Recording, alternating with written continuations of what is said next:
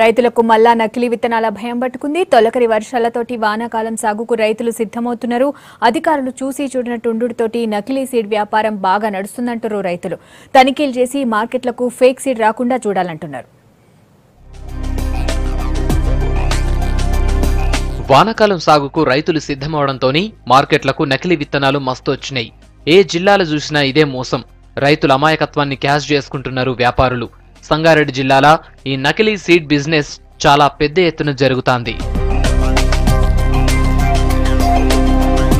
కొందరు వ్యాపారులతోని నకిలీ విత్తనాల తయారీదారులే కుమ్మక్కై రైతుల్ని మోసం చేస్తున్నారు. అసలు విత్తనాలకు బదులు అచ్చం వాటి లెక్కుండే ప్యాకింగ్లా నకిలీ విత్తనాల్ని మార్కెట్లకు తెస్తున్నారు. వీటినే రైతులకు అంటగడుతున్నారు వ్యాపారులు. తీరా పంటేసిన తర్వాత మొలకలు రాకపోవడంతోని తీవ్రంగా నష్టపోవాల్సి వస్తుందని బాధపడుతున్నారు రైతులు. ఎకరకు 40,000 పెట్టుబడి వస్తుంది. మేము ఎకరకు 10,000 కౌలు పడుతున్నాము.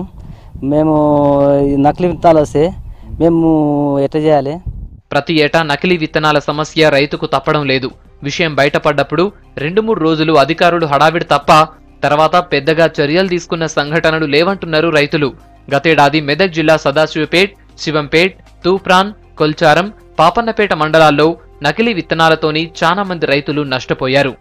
అయితే దీని లోపల ఏంటంటే మాకు పత్తులు చాలా రోజుల నుంచి చేస్తున్నాం కానీ కొద్దిగా గొప్ప ఏంటంటే మాకు విత్తనాలు సప్లై చేసేటోళ్లకు మీరు చెప్పేది ఏంటంటే మాకు నకిలీ విత్తనాలు కొద్దిగా వస్తున్నాయి.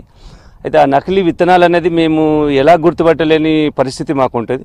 అయితే పంట పెట్టిన తర్వాత మొలకలు వేస్తుంది, అన్నీ లేస్తుంది, కానీ పూత కాత కాదు కాబట్టి మాకు రైతుకు లాస్ అనేది మాకు వస్తుంది.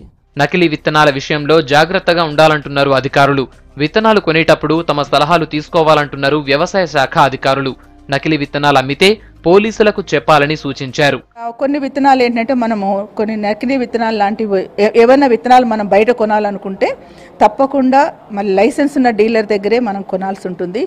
మరి తర్వాత ఆ డీలర్స్ దగ్గర మనం ఏదో కొనుక్కొని హడావుడిగా విత్తనం ప్యాకెట్ తీసుకొని వెళ్ళిపోవడం కాకుండా డీలర్ దగ్గర తప్పకుండా రిసిప్ట్ తీసుకోవాల్సి ఉంటుంది.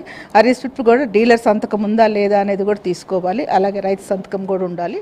విత్తనాలు, ఎరువులు కొనేటప్పుడు వ్యవసాయ శాఖ అధికారుల సలహాలు తీసుకోవాలని చెబుతోంది సర్కార్.